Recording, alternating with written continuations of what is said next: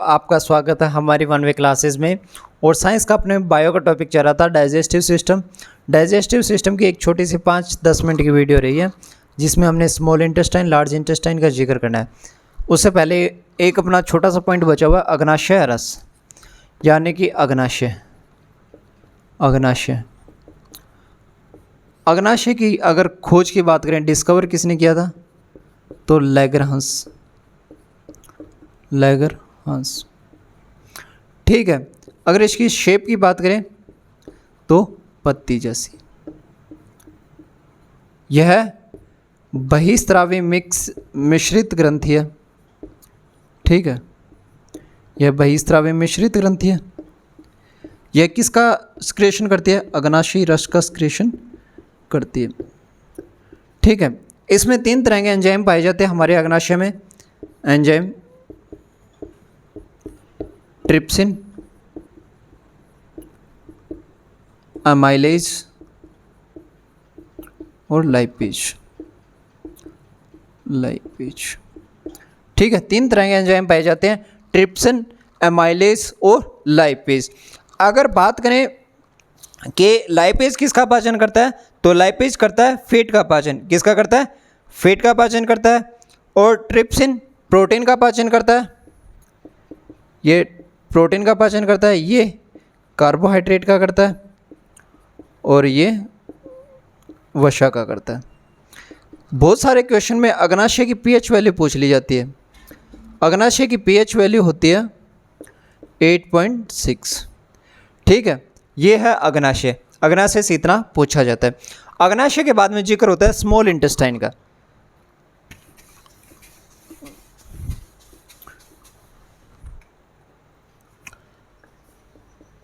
Small intestine यानी छोटी आंत। छोटी आंत की बात होती है। अब छोटी आंत की लंबाई की बात करें तो 6 से 6.5 मीटर। ठीक है, डायमीटर यानी कि परिधि की बात करें तो 2 से 2.5 सेंटीमीटर होती है। 2 से 2.5 सेंटीमीटर होती है। स्मॉल इंटेस्टाइन के 3 भाग होते हैं। पहला भाग है ए पार्ट, ड्यूडनम। ड्यूडनम हिंदी में बोलते हैं ग्रहणी। क्या बोलते हैं? ग्रहणी।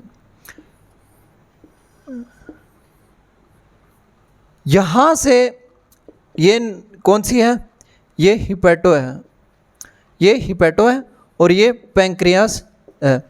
यहाँ से कौन सा जूस आता है? बाइल जूस आता है। और यहाँ से पैंक्रियास जूस आता है। और एग्जामिनर यहाँ से ही क्वेश्चन पूछता है कि पित्तरस तथा अग्नाशयी रस का स्रावण छोटी आंत के किस भाग में होता है? तो किस भाग में होता है? ड्यूडनम भाग में होता है। क्वेश्चन क्या पूछता है एग्जामिनर? एग्जामिनर क्वेश्चन डायरेक्ट ये पुट करता है कि बाइल जूस तथा पैंक्रियास जूस का सक्रेशन छोटी आंत के किस भाग में होता है? और इसका राइट आंसर होता है ड्यूडनम। ड्यूडनम के बाद दूसरा आता है जेजुनम। जेजुनम 90 से 92% भोजन का पाचन करता है। ये भोजन का पाचन करता है तथा इनका अवशोषण भी यहीं हो जाता है। पहला, ये प्रोटीन को किस में तोड़ता है? एमिनो एसिड में। दूसरा, ये फैट को किस में तोड़ता है? फैटी एसिड में। तीसरा, कार्बोहाइड्रेट को किस में तोड़ता है? ग्लूकोज में। और इन तीनों का पाचन कहाँ होना शुरू? इन तीनों का पाचन स्मॉल इंटेस्टाइन में पूरी तरह हो जाता है और लगभग 90 से 92% एब्जॉर्प्शन भी यहाँ हो जाता है। अब इसके बाद में तीसरा भाग आता है एलियम। कौन सा भाग आता है? एलियम। डेडुनम, जेजुनम और एलियम। एलियम क्या है? हमारे स्मॉल इंटेस्टाइन का सबसे बड़ा भाग कौन सा होता है? एलियम होता है। स्मॉल इंटेस्टाइन का सबसे बड़ा भाग एलियम होता है और ये इसका मेन काम अवशोषण का होता है। मेन कार्य क्या होता है इसका? अवशोषण का होता है। थर्ड पार्ट इलियम, जिसे हिंदी में शेषांत्र भी बोलते हैं।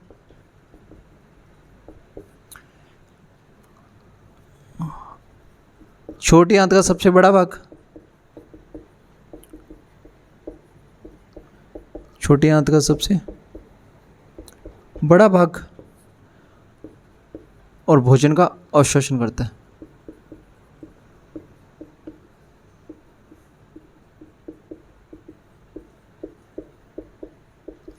क्या करता है ये?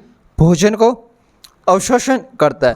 स्मॉल, कई बार क्वेश्चन ये पूछा जाता है कि स्मॉल इंटेस्टाइन का सबसे बड़ा भाग कौन सा होता है?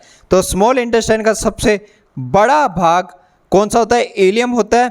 और इलियम के जैसे ये दीवार है, यहाँ पर छोटी ऐसे उंगली नुमा संरचना पाई जाती है, ऐसे करके, जैसे ऐसे करके इस तरह एक उंगली नुमा संरचना पाई जाती है, जिसे क्या बोलते हैं? विल्ली या माइक्रोविली बोलते हैं।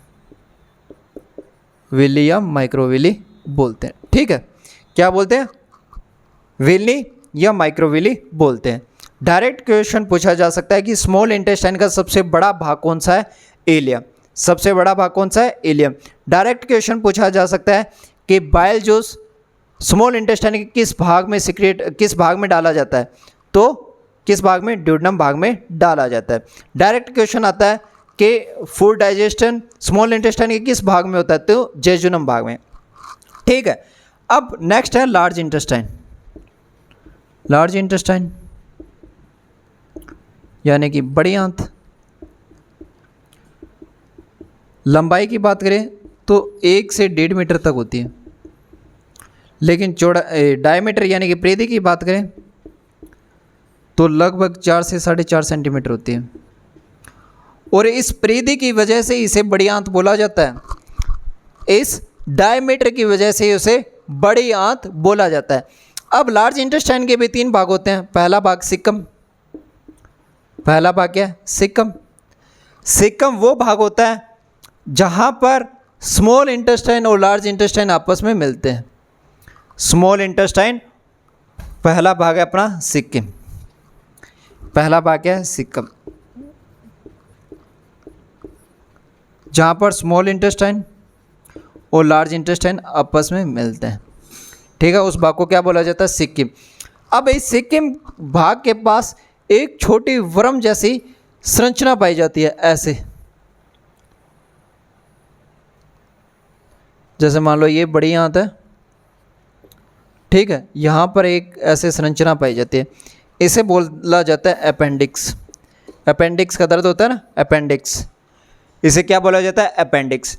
कई बार डायरेक्ट क्वेश्चन ये पूछा जाता है कि हमारे शरीर में अपेंडिक्स नाम की एक वर्मी संरचना कहाँ पाई जाती है? तो लार्ज इंटेस्टाइन में। लार्ज इंटेस्टाइन की किस भाग में पाई जाती है? तो सिक्किम भाग में पाई जाती है। किस भाग में पाई जाती है? सिक्किम भाग में। किस भाग में पाई जाती है? तो वो पाई जाती है सिक्किम भाग में। ठीक है, और अपेंडिक्स कैसा अंग है? एक अवशेषी अंग है। अपेंडिक्स एक अवशेषी अंग है। ठीक है, सिक्किम के बाद में दूसरा भाग आता है कोलन। दूसरा भाग क्या आता है? कोलन। लार्ज इंटेस्टाइन का सबसे बड़ा भाग कौन सा होता है? कोलन। लार्ज इंटेस्टाइन का सबसे बड़ा भाग कोलन। कोलन बड़ी आंत का सबसे बड़ा भाग।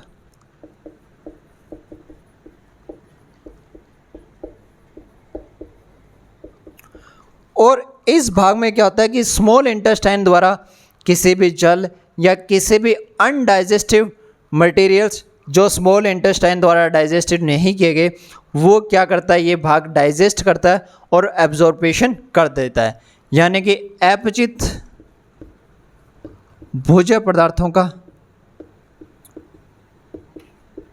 पाचन तथा अवशोषण। पाचन तथा अवशोषण। और यहाँ पर कोलन में एक कोली नामक जीवाणु पाया जाता है। कोली में कोली नामक जीवाणु पाया जाता है जो हमारे अनडाइजेस्ट फूड को स्टूल में बदलता है। किस में बदल देता है? स्टूल में बदल देता है। और इसके बाद में थर्ड पार्ट आता है रेक्टम। रेक्टम क्या करता है? हमारे वेस्ट प्रोडक्ट यानी कि स्टूल को बाहर निकालता है हमारी बॉडी से। वेस्ट प्रोडक्ट स्टूल को बॉडी से बाहर निकालता है। ठीक है, ये था हमारा डाइजेस्टिव सिस्टम। अब मैं डायरेक्ट क्वेश्चन पूछूं, लार्ज इंटेस्टाइन का सबसे बड़ा भाग कोलन, स्मॉल इंटेस्टाइन का सबसे बड़ा भाग इलियम। ठीक है, और किस भाग से अवशोषण होता है? कोलन। किस भाग से पाचन होता है? जेजुनम।